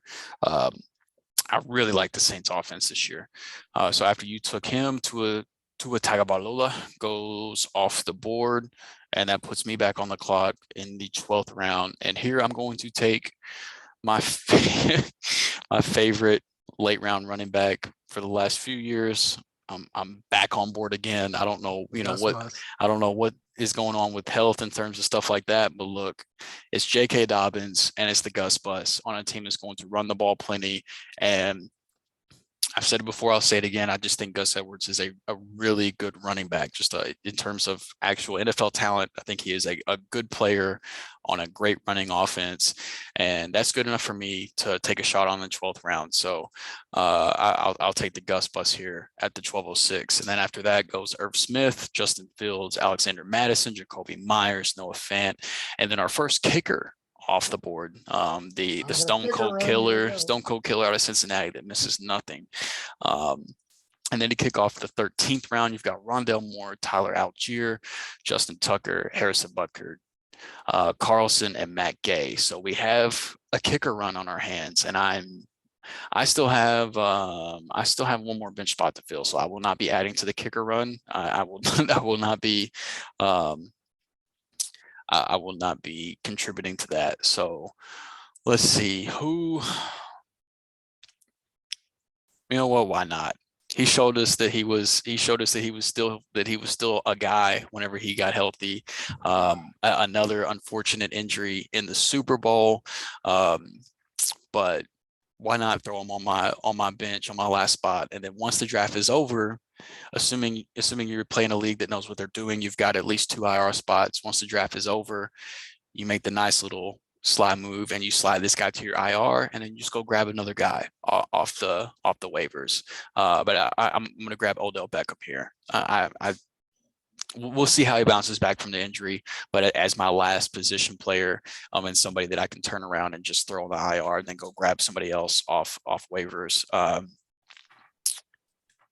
interesting. I'm interested to see where he ends up. I've just got this. I've got this hunch he's going to be back with the Rams eventually. You know, I mean, he was crashed Sean McVay's wedding this past weekend. He's been you know, and they just that those guys really seem to take to each other. He said that LA is where he's always wanted to play his whole career. So after winning a Super Bowl and then getting injured, I just don't see him leaving it there and going somewhere else. I think they get something worked out. But regardless, wherever he goes, you know, he showed once he got out of hell in Cleveland and was able to come over to the Rams, he showed that he was still the guy that we thought he was in terms of talent. So take a shot, throw him on the last spot on my bench, and throw him in the IR spot, and you know, and then just plug somebody else off the waivers. And speaking of, you know, taking a shot, so far there's only been one wide receiver that has Patrick Mahomes as his quarterback that has went. That just doesn't add up to me. Is Sky Moore the only guy that's been taken from? Oh no, Sky Moore, Juju And Sky Moore went. Yeah, but there is another guy that I do think this year is going to be a little bit better than Sky Moore. I think Sky Moore for the future is a better pick. But look, this is redraft. This isn't Dynasty. Right. And you know, they went out, they paid this guy, I believe, let's see here, 3 years, $30 million. Mm-hmm. I mean, he got a nice payday. Yeah, nice payday. He's, you know, big, fast, talent is there. And like I said, he's got Patrick Mahomes throwing in the ball. Yep. This is the last spot on my bench. I'm not going to overthink this. I'm going to take MVS. yeah, it's not. Well, look, me personally, I'm lower on MVS than most. Like I in terms of the pecking order, I think it would probably go Travis Kelce, Juju, Sky Moore, and then, you know, take your pick between MVS and McCole Hardman. But it's worth the shot, even if you don't like him. I mean, with the last pick on your bench, like for me, it's tough because you know, it's not like MVS was in a bad quarterback situation, and now we're hoping that, you know, that now he's going to break out. Now that he's finally with Patrick Mahomes, you know, he's been with Aaron Rodgers and wasn't really able to be consistent there. But just because him and Aaron Rodgers didn't click doesn't mean that him and Mahomes can't. And the Chiefs certainly believe in him because they gave him the payday that says so. So for your last position player, it's definitely worth it. You could do worse. Absolutely, you can. You can do worse. All right, and you know, that leaves me. I need a kicker and a defense. Look, we're at the boring part. Yeah, exactly. If you're playing in a fantasy league, do yourself a favor. Add a couple extra bench spots. Just get rid of kicker. Get rid of the defense thing. Yeah. So just looking here, I mean, I don't know. This doesn't matter. It absolutely does not matter.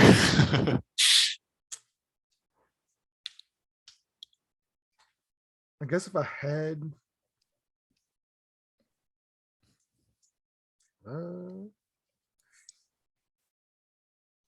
Let's see here. Just going through. I know, like I said, I know it doesn't matter, but we're here just messing around.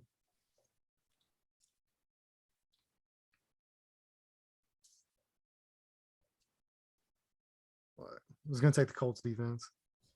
Look. Great minds, because I'm literally just taking my favorite team's defense. I mean, you know, they do have the best player in the NFL on their team. They do have the best corner in the NFL on their team. So it's not like it's a bad defense just because it's my favorite defense. Well, look, man, the Colts finished 7th in fantasy defense last year. They were top 10 defense. And they added Stephon Gilmore. And Yannick Ngakoue. Yep. So, I mean, if anything, they're probably going to be a little bit better. All right. And then now, I mean, just grab a kicker. I'm just looking for a kicker attached to a good offense. So you got Matt Prater's there with Arizona. You got Brandon McManus with Denver. And so I'm just going to take the Denver kicker here. Now that Russell Wilson's in town, the offense should be much better. Just grab Denver's kicker, because who cares? Because your league, you shouldn't be in a league with kickers anyway. Yeah, exactly. Same thing. I'm just going to take Matt Prater. And that'll be the end. So bam. Now let's just convert this thing to a league and put $100 on it. You want to? Sound good? Yeah, hey, that's fine. As long as I can switch spots with team 8. Right. All right. So now that our first mock draft of the year is in the books, let's give a quick recap. So my roster top to bottom, my quarterback is Trey Lance. My 2 running backs, Alvin Kamara and Ezekiel Elliott. My 2 wide receivers, Justin Jefferson and Mike Williams. Dalton Schultz at tight end, Michael Pittman and Darnell Mooney at my 2 flex spots, and then kicker and defense don't matter. And then my 5 bench spots, Rashad Penny, Christian Kirk, Dale Henderson, Gus Edwards, and OBJ. Yeah, where mine, I've got Kyler Murray here at quarterback, then Joe Mixon, Nick Chubb, Deontay Johnson, and Hollywood Brown to go with the stack with Murray, with Dawson Knox, Cam Akers, Rashad Bateman, kicker and defense, whatever. And then actually with 3 running backs on my bench, I got Melvin Gordon, Ramondre Stevenson, and Naheem Hines, with Jarvis Landry and MVS leaving the end of my bench at wide receiver. I love the Melvin Gordon on the bench pick. I think he's probably the best bench running back you can have in redraft, just with the standalone value he has, and then on top of that, Tony Pollard. I'd probably rank Tony Pollard above him. I'd rather have Tony Pollard, but but it's tough. I think they're right there with each other. Yeah, it's close. They're probably like damn near back to back, honestly. But yeah, I think those 2 guys are the most. Like, I wouldn't argue with you saying those 2 guys are the most valuable handcuffs. And then Alexander Madison probably needs to be in the discussion as well with what he's done whenever Dalvin Cook goes out. But yeah, I love the Melvin Gordon bench pick. But yeah, this was a lot. The Michael Pittman pick. Yeah, I thought you might. That was a lot of fun though. This just makes me wish that I could just like fast forward a few months to draft season. Now I'm ready to defend my redraft title. You know what I'm saying? Like just in case anybody forgot, our podcast fantasy football redraft league that we have, I got the ring to show for the work that at least one of us from the podcast did end up winning the league. Not one of these. Yeah, that's true. Not one of these. Mainly because the first week of the playoffs, I had 6 starters hurt. First week of the play, I had 6 starters hurt. Feels That's just bad. unheard of. That's just brutal. Feels bad, man. That's brutal. That was fun though. Fantasy football is so much fun. Damn. It is. It's a great thing, and it makes you better as a football fan, which I think is what we love it, because normally before I would watch the Colts game. I mean, I'm such a football junkie. I would still watch other games, but I wouldn't really like. I'd have them on and I would just kind of be like, oh, that's cool. Like, yeah. But since playing fantasy football, I mean, I think I started fantasy football in 2007 was my first year playing fantasy football. Well, no, it was before that. It was 8th grade, I believe, was the very first fantasy draft I ever did. And then, it was going into freshman year of high school. So it was 2005 was my first year.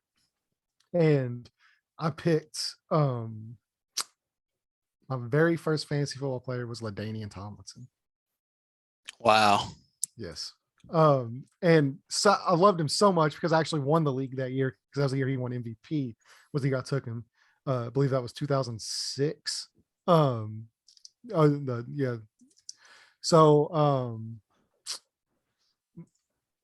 I'm going to tell you the first year that I played fantasy football. Yeah, I actually went and bought a powder blue LaDainian Tomlinson jersey.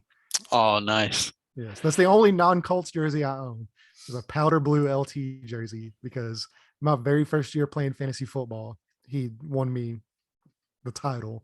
That's I awesome. had with some high school buddies. And we actually still play in that league. I actually still play with a lot of guys that we played with in high school. That's really cool. Yeah, that's really cool. And I think me and you now, we're going on, what is this? How many years? I'm about to tell you right now. So the reason the reason I pulled up Chris Johnson's stats is so technically the first year I played fantasy football was 2009, but I don't count that whenever I talk about it, because it was a league that you ran. I remember you made a Facebook post, and I jumped in. I had no idea what fantasy football even was, and I was laying in my bed on my laptop or on my computer. I had my computer next to me, laying on my bed. Something, I don't remember how it worked out, but I fell asleep like 2 rounds into the draft, and then didn't even pay attention. I was one of those guys that I hate now that didn't even pay attention to the league. So I don't really, but my first year really playing fantasy football and like pay attention to the whole thing, doing research before the draft starts and like really being invested was 2010. And the reason that I remember that was because it was the year after Chris Johnson's insane year of 2,000 plus yards. We had the draft at Buffalo Wild Wings. I got the number 1 overall pick and was like, oh, fucking Chris Johnson. Like, I still remember that like it was yesterday. So yeah, this year right here, after the 2,000-yard season, 2010 was whenever fantasy football really kicked off for me. Yeah, that was the draft that we did at Beat Up. So yeah, you and I have been playing fantasy football together for 12 years. That is crazy. Pretty crazy, man. Time I'm glad I could pop your fantasy cherry. Yeah, I appreciate you for it. My wife probably hates you for it. She probably wishes I never would have gotten introduced to it. But no, man, it's so much fun. And whenever I first started playing, I never thought that this would turn into a year-round thing. This would turn into something that I'd be on a podcast talking about. I never thought that it would get here. And now we have, 100-something people are listening to us talk about fantasy football. Yeah, and now I'm strangers. I'm 2 years deep into doing my own dynasty rankings. I'm into my own dynasty rookie rankings. I'm in the process of putting together my first dynasty startup ranking. It's like I'm all in now, man. I mean, we're here. I love this shit. It's a blast. It's so much fun. And this has me so excited for the NFL season now. Like, I already was excited, but to getting this first mock draft out of the way, it opens up the floodgates. I'm probably gonna go do another one as soon as we get off the show. It does, man. And see, like, it's lucky for me, like, we actually had that dynasty startup a couple of weeks back where right. You hopped on and we kind of did it together, and that one actually counts. That's not a mock draft. That was a real startup draft. And I love the way that ended for me. I think I'm favored to win in 15 of the 17 weeks. Nice. So, and it's going to play out exactly like that. Like, exactly. You can book it. I'm going to win 15 games, or not 15 of the 17 weeks, because I think, when is the playoffs starting out? I think week 14 or week 13. Week 14, something like that. Probably week 13, surely. Sure. Yeah, but like there's only like 2 games that I'm not favored in that whole league, because I went through, of course, after the draft, you go through and you look at all your matchups. Oh yeah, got to. Yeah. I'm just like, oh, slaughtering him. W. Yeah. Kind of the same thing I do in the Colts schedule release. Colts schedule release. L. Yeah. W. So yeah, man, we're really excited, and it's only going to kick off from here. So like I said, this is kind of a down period. Like, we have mini camps. Training camp starts in July. So we'll be covering that. And then, of course, like I said, any breaking news that happens, whether it's, suspensions or injuries, because now with camps happening, unfortunately injuries will happen. And, we'll touch on, if there's any major ones, that could change the landscape of football. So, I mean, we'll be here to guide you through. And then also too, I mean, I'm sure we'll talk about some baseball. We were watching the Cardinals game before we jumped on to this podcast, and that wasn't a very fun game to watch, but hey, look, it's a long season, and we'll see how things play out. But thank you guys so much for listening or watching, whichever one you decide to do. Hey, go follow us on Twitter too at the 3-Man Rush Podcast. Yes. Who knows? Maybe we'll throw our rosters up on the side by side and throw up a poll or something and let you guys vote on who you thought won the first mock draft of the year, something like that. I don't know, but go over on Twitter and follow our account too. That's all the shows that get posted. Landon does a great job of posting those up there, and any crazy news that breaks or anything like that. Landon makes sure to filter it through our podcast Twitter account as well. So go give that account a follow too. Yes, for sure. And you can actually follow Drew at Drew3MR. Oh yeah. I'm at Landon 289 on Twitter. So especially, any Colts fans listening to this, if you want to hop on my page where I make fun of the Titans on an almost daily basis. So you'll enjoy that. Drew's real big in the Cardinals, baseball, the Rams. If you're a Rams fan, if you're a Cardinals fan, if you're a baseball fan in general, follow Yeah, if you Drew. don't He's like always baseball, posting you some. don't want to follow me right Yeah, now at all. exactly. He's always posted some really cool baseball stuff on there. And then, who knows, if it stays slow, I mean, there's some pop culture stuff going on. I know The Boys season 3 just released.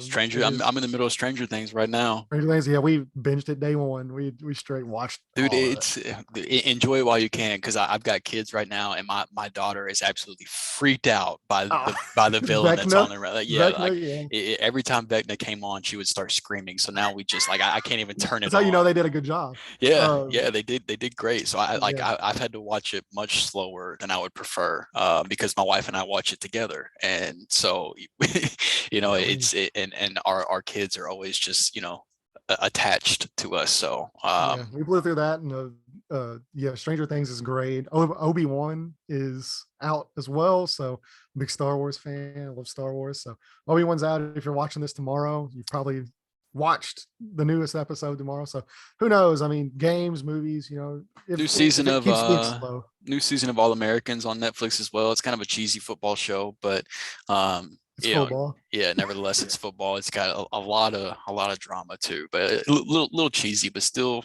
worth the watch if you have nothing else to watch. Yeah, look, and if you've got HBO, there's some shows on there that you need to check out as well. We Own This City is on Netflix, or not Netflix, but on HBO Max. Awesome show. You need to watch it. If you like The Wire, it's from the guy that did The Wire. The Wire to me Oh, is the okay. greatest television show in the history of television. So go check that out. But yeah, we'll end it here. Thank you guys so much for listening. And just keep supporting, like, comment, subscribe on YouTube, follow us. If anywhere you get podcasts, even though, like I said, these probably won't be podcasts, we'll just post them on the YouTube page, but we still have plenty of great podcast content out there on Apple Podcast, Amazon, it's on there, Spotify. You can find us as well there at 3-Man Rush Podcast. Follow us on Twitter and comment below who you think has the best team out of this mock draft, or if you think one of these computer teams smoked this guy with like 8 running backs. If you think he killed us, go ahead and post that. So thank you guys so much for listening, and we will see you soon.